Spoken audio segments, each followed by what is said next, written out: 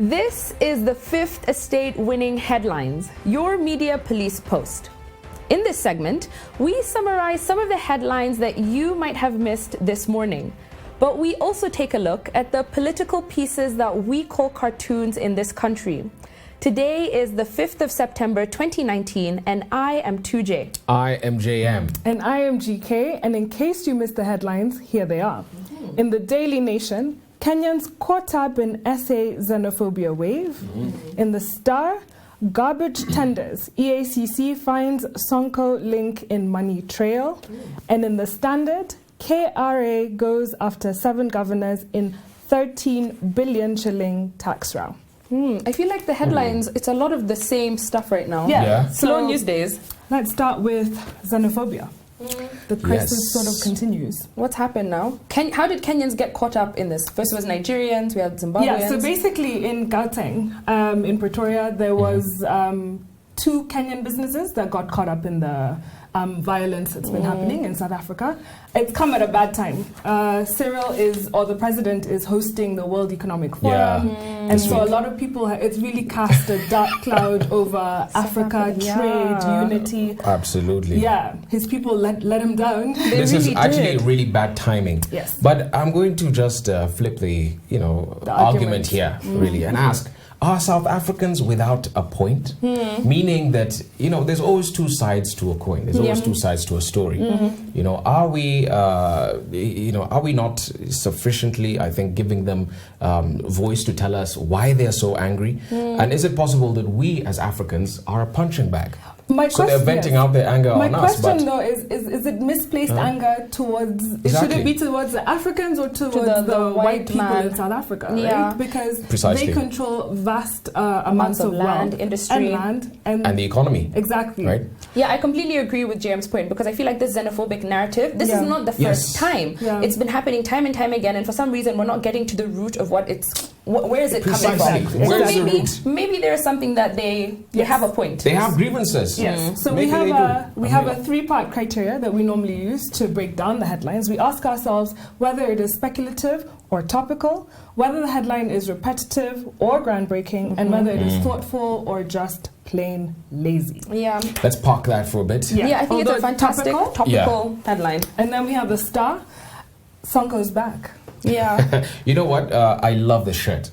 This Versace looking shirt. Yes, his signature. Wonderful. Yes, and he's matching head to toe with his hat, the glasses, the whole thing. I think what is interesting about this piece is that if Sonko is indeed charged, if they found a money link and something is irregular, he is without a deputy, firstly, and he's without a speaker. Yes. So there'll be a crisis at the county level. Should we uphold Justice Mumbi's ruling? That's a very good point to make, Faith. And actually, true. Sonko is a brilliant political maestro. Yes. And I think that was the whole idea, right? To have no person in place who can ably replace him. Get in his way. That's very true. I think that let's look at that in conjunction with the standard. Only because I feel like this whole thing of people...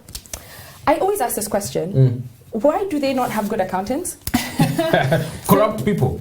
I feel like if you're going to get into this business, why don't they cover their money trail? You need to have your ducks in a row before you start saying whether true or not, allegedly or not. You need to have your ducks in a row. So some context in the Standard, KRA wishes to go after 7 governors who basically either have made payments and have not declared how much VAT should be coming back. There's a lot of apprehension as to whether there's been foul play at the county level with regard to tax collection. When I read the story, I asked myself, did the KRA just start collecting taxes this year? This year, that is honestly, true. I know. This amount of taxes that has gone uncollected for this amount of time, it's just ridiculous. Yeah, it's the year of the tax. Right? I know. And if this is how the Commissioner General Mboro is going about it, then it means that his predecessors were absolutely... I know that's true. But I think something interesting, these people who are on the cover, they are all allied to one person in particular. DP RUTO. So I don't know if this is a continuation of this headbutting that we've been seeing that's going on. But I think it's quite interesting that I think 7 of them are affiliated with one person. Yeah. So there could be a scheme Then going again, on there. I'm tired of this KRA story. I really am. And Okay. it's still speculative for now, isn't it? It is very speculative. Yes. So I would say we stick with the Daily Nation for I giving us All right, so we toss that. completely Yeah. something agree. current. Daily Nation gives us our winning headline. And now on to our next segment where we analyze the political pieces that we call cartoons in this country. Just like the headlines, we have a 3-part criteria that we use to break them down. We ask ourselves whether the cartoon was humorous or dry. We ask whether it was sarcastic or pessimistic. And lastly, we ask ourselves if it was effective or just Plain lazy. Let's start with Gado. Yesterday we didn't have Gado, but Yes. here he is. And so what we're seeing here is a picture of Mandela, the late, in his shirt, his traditional shirt, and then you got South Africans there.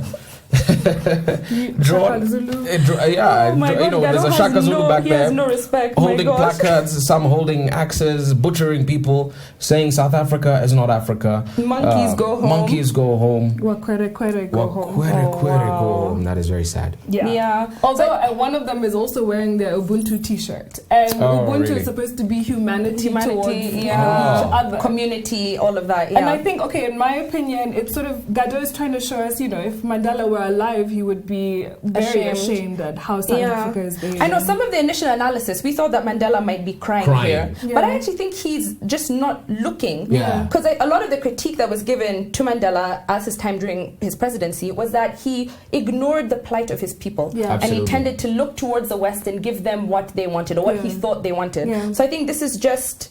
This is the consequence of what he did, unfortunately. Yeah, very good cartoon. I know.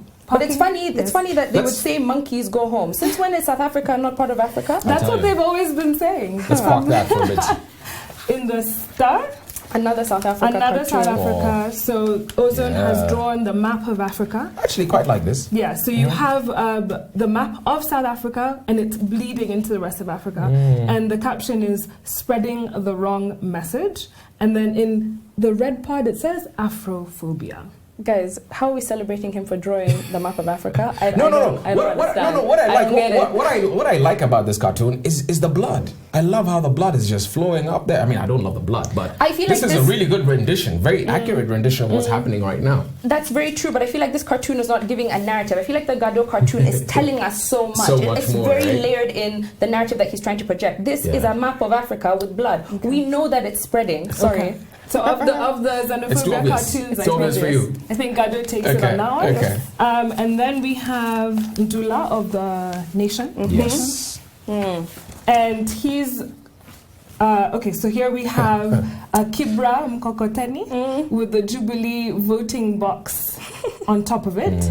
And then it's being pulled in three different ways. directions. So you have Mariga at the front, and then you have the other guy, I think his name was Moses Peter Kinyanjui, who's the other Jubilee aspirant. I see. And so okay. basically, I think it's just making a commentary on how Jubilee is a The house vote is divided. split. Yeah. Yeah. I think it's a good cartoon. I think it's okay. I think it's If an I- okay Yeah. cartoon. Yeah, if I had to grade it, I'd give it a solid C. Yeah, and I also think Jubilee has never been democratic in its nominating process. We if know we're who- honest. Yeah, we know who its leaders are. Yeah. 2017 was clear cut. We saw how that went. Parties have owners, Yes. and the owners Very decide true. who win the nominations. Yeah, and on Yeah. that note, we Yeah. can toss Okay, we it. toss that. It's a decent cartoon. Right? Yeah. So we Therefore- have our winning cartoon from Gado. Welcome back. And Absolutely. what is our final thought? Yes. Today, our final thought, in continuation on this week of revolutions, and I will pick up our book as we continue to look at revolutions through the lens of this book, Revolution, Rebellion, Resistance, The Power of Story by Eric Selvin.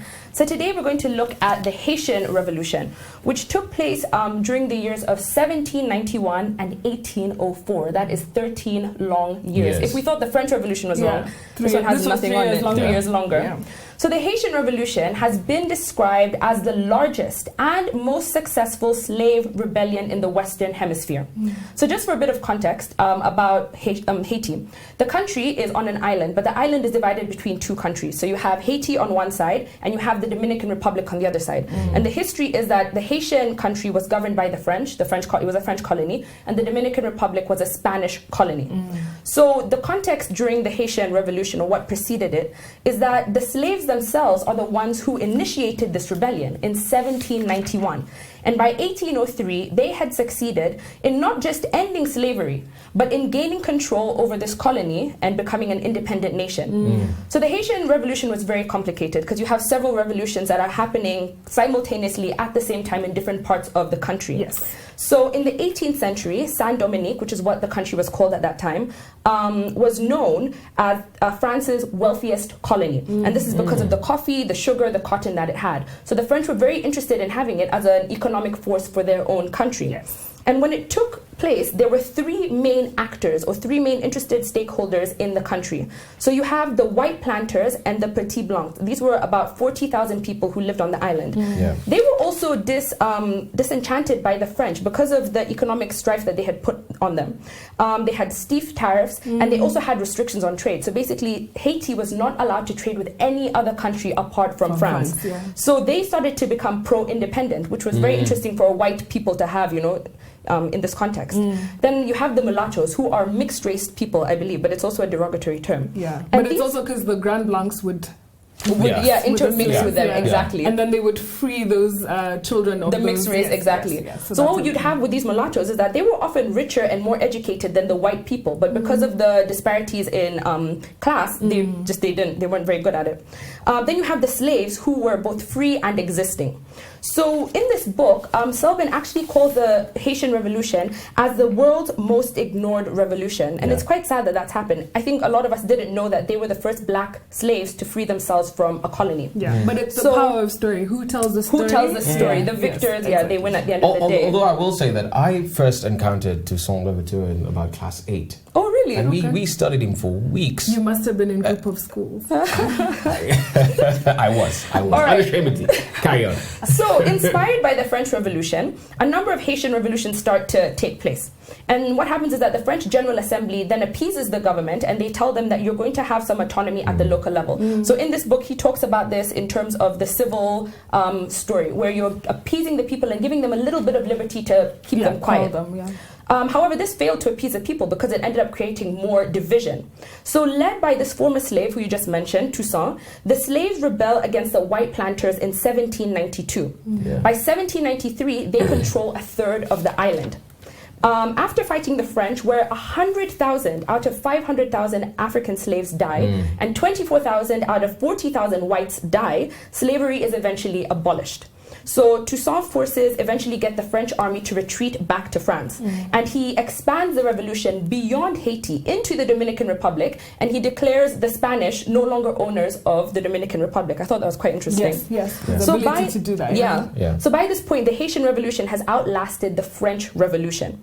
And in 1803, Napoleon sends troops back to Haiti, and they arrest Toussaint. And unfortunately, they take him back to France, and he dies in prison. So he doesn't actually get to see the end of this revolution that he very well started.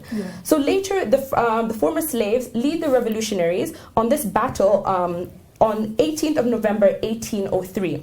And on the 1st of January 1804, Haiti declares itself independent and emerges as the first black republic in the world and the second in the Western Hemisphere after the US to win independence from a European power.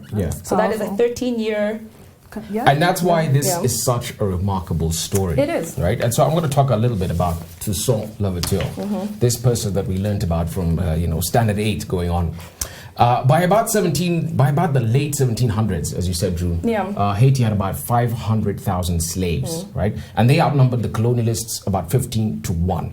And before he came into the picture to lead the successful revolution against the French, there had actually been a series of revolts. Yes, there right? had. But the slaves were never successful. And historians, in a particular book, especially called the Black Jacobins, say that the problem before then was that it was just a problem of leadership. Right? The leadership wasn't right. And I'm reminded by a quote which says, "An army of sheep led by a lion will always defeat an army of lions led by a sheep." And we saw that in the French Revolution. We saw it in the Russian Revolution. That a leader is critical. Precisely, right? Nothing happens without leadership. And that's how important leadership is in this story. And in fact, historians even agree that without him coming into the picture, up until maybe the 1900s, Haiti could still probably have been a colony. Yeah. But so anyway, a very small background on Toussaint. Yeah. He was born a slave.